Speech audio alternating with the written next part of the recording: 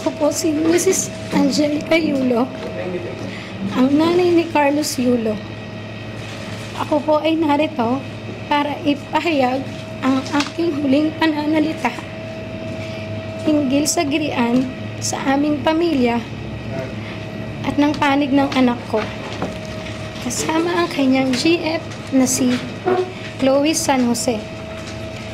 Umabot na kasi ito sa nakakaalarmang sitwasyon. Dahil buong sambayanan, alam na at nakaabang na sa mga susunod na salita ng bawat isa kung kailan dapat ang ganitong hindi pagkakaunawaan naway nananatili lamang pribado at inaayos sa personal na paraan. Hindi ako perpektong ina at alam ng Diyos na hindi ka din perpektong anak at walang perpektong pamilya.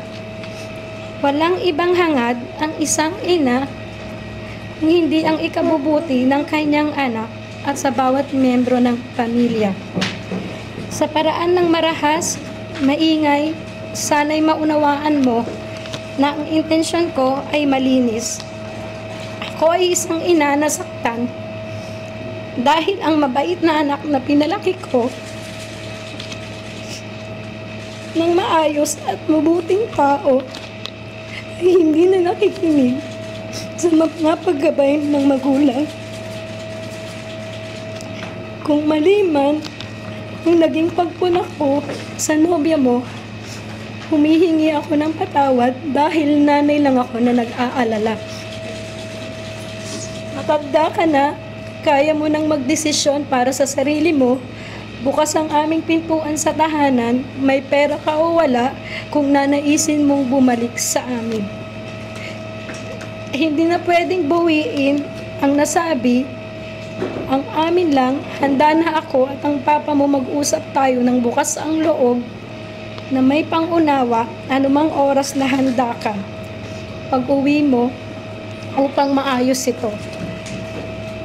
Hindi kailangan ng ibang tao na malaman ang mga alitan dahil hindi nila alam ang buong kwento at hindi nila ito lubos na nauunawaan.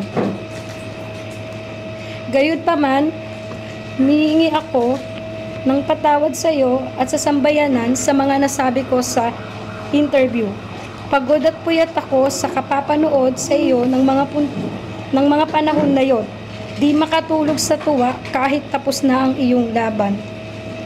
Hindi ako nakapag-isip ng mabuti nang nirapido ako ng mga tanong ng mga reporter tungkol sa bagay na dapat ay tayo lamang ang nag-ayos.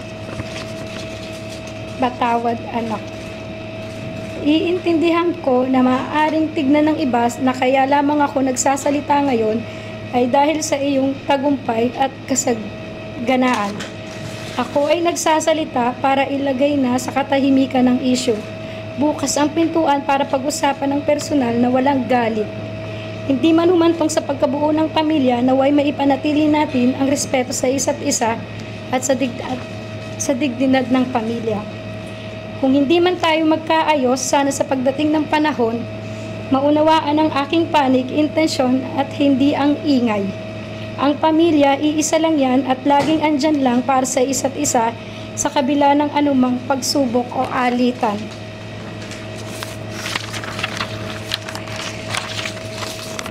Ito'y pilit nating unawain hanggang wala na tayong maisip kung hindi ang mag-ayos siguro. At sa sambayan naman, sana ay ipagdiwang na lang natin ang tagumpay ng anak ko, gumawa ang anak ko ng kasaysayan para sa ating bansa. Lahat tayo ay magpasalamat kay Kaloy para sa karangalang iuuwi niya para sa bayan. Sana pagkatapos ng panayam na ito, titigil na ang lahat at matatahimik na ang bawat partido. Ang mga sugat ay kusa namang maghihilom sa paglipas ng panahon. Pero pipiliin naming humilom kami sa pribado at mapayapang pamamaraan. Kaloy, congratulations sa iyong tagumpay. Mahal na mahal ka namin lahat.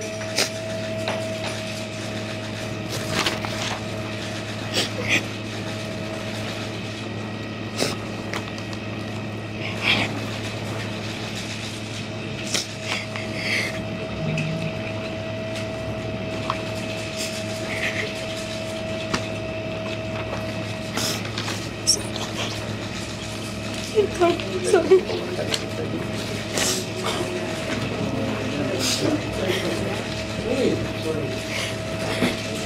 Can I ask you water? I'm sorry. While she's composing herself, okay, Tony Raymond, with humble apologies, could you kindly repeat what you said earlier before you give way to the statement? Just lang, mga snippets. I'm representing Mrs. Yulo for free. I'm doing this not for myself. God has been very generous to me, and I think at certain times